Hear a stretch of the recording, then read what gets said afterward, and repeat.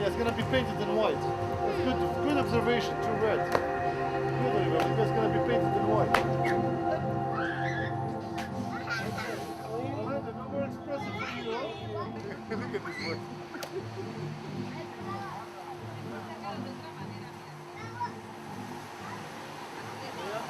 Inside. I feel clean. You can lose your pants, eh? Not much more. Let's go inside. Come on. Based on my experience, there is two kinds of relationship. There are people who believe they can do things on their own first to be successful and then decide to have a family. And there are people who decide to have a family and with the family to become successful. I'm one of those.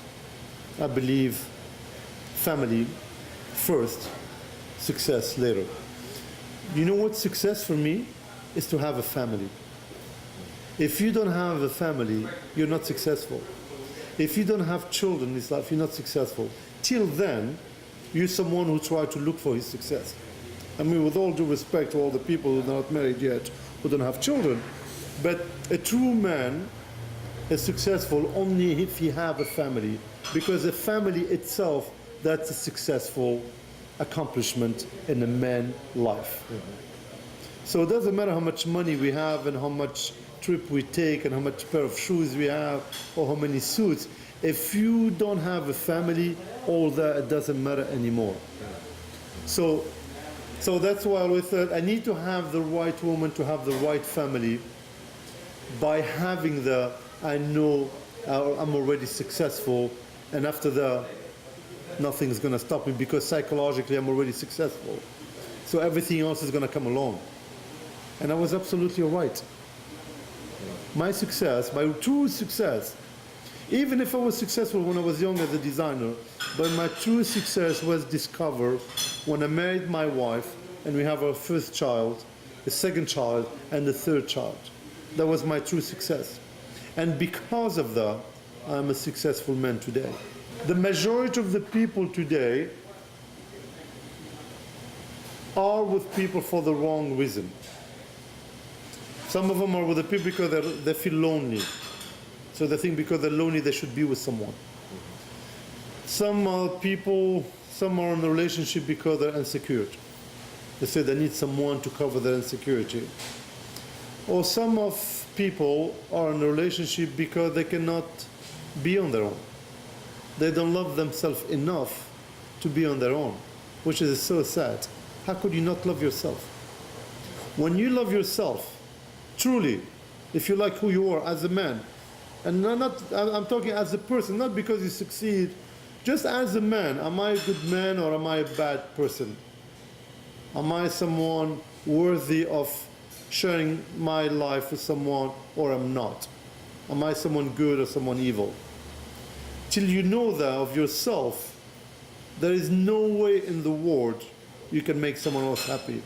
You need to make yourself happy with yourself to be able to have a family or to make a relationship successful. Because most of the people think by having another person in your life is going to complete what's missing in your life. It's not true. What you're going to have with that other person you decide to share your life with is to accomplish and to create your family.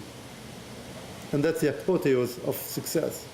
Not to complete your insecurity or to complete your loneliness or closure to your life because you've been molested or you've been abused or because you feel like you're not good enough to be with someone or to be successful. So you need to learn about yourself first.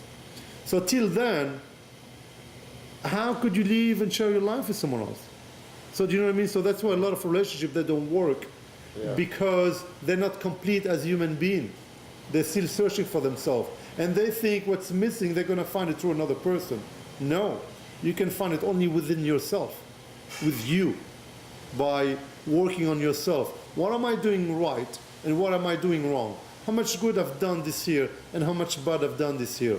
If you take the yin and the yang of these two things and you measure it and you see you did more good than bad, then you know you're a good person because you're adjusting yourself. But if you do only bad and you have done no good, then what do you think is going to think of yourself? You're going to feel only miserable by yourself because you're doing only bad things. But if you can step back and look at yourself, come out of the box, and look what you're all about. See, did I help people this year or not? Have I been good to these people or not? Have I done the right things or not? So when you have all those answers, and if they're right, I guarantee you're gonna feel very good about yourself. And by feeling good about yourself, you're gonna attract the right people to you. By having a negative attitude about yourself, the only people you're gonna attract are the same kind of people you are, which is the negative people, because that's how you are at that moment. And negative against negative, it's fire against fire. It's gonna be even worse. It's gonna be harder. So it's gonna be a problem at the end of the day. But imagine if it's pure and pure, or nice and nice, it's gonna be great. So we're not looking for something, we're looking to share some things together. And that's a beauty, to be able to find someone to share your life with, to share your dreams with or your goals with them, and to create a family, of course. A relationship have two principles. A relationship have to be built in trust and love. If you truly love that person, there is no way in the world you can love that person without trusting them. And there is no way in the world you can trust that person without loving them, or loving them without trusting them, correct? So those two elements work hand on hand. So if there is no trust in the relationship, there is no love in the relationship. Yeah, you may be passionate about her, you may be obsessed with her. So people are obsessed with people, but they go home and they beat them up, or they don't trust them, or they do bad things to them. That's because they get confused between love and obsession. Because when you're obsessed with someone, like you feel, oh, I cannot live my life without that person. She has to be with me all the time. I need to know what she's doing. I need to know where she's going. That's not love. That's obsess. Nobody possesses nobody. We don't belong to no one. We're free people, free spirit. You're a free man and I'm a free man. My wife, she's a free person, I'm a free person. But we're together. So most of the people have that problem. They get confused between love and obsession. You have to love and you have to be passionate about the person you love. It's like with your children. You don't love them. You unconditionally love them because they're your children. It's not only love, it's a little bit more. It's the unconditional love. When they look at you in the eyes and tell you, Dad, I love you, and you look at them and you say, I love you back, that's a true unconditional love. It's not, oh, like everybody here is like, hey, I love you, see you later. It's so casual, that word. It doesn't mean anything to me. It's the soul of when you say it, it means or it doesn't mean. And your action speaks louder than your words. When it comes to relationship, it's what you do with your loved one, or your relationship with the person shows really if you love that person or not. If you respect them, if you treat them well, if you talk to them properly. I mean, all the, if you communicate with them properly, that shows you have a normal relationship.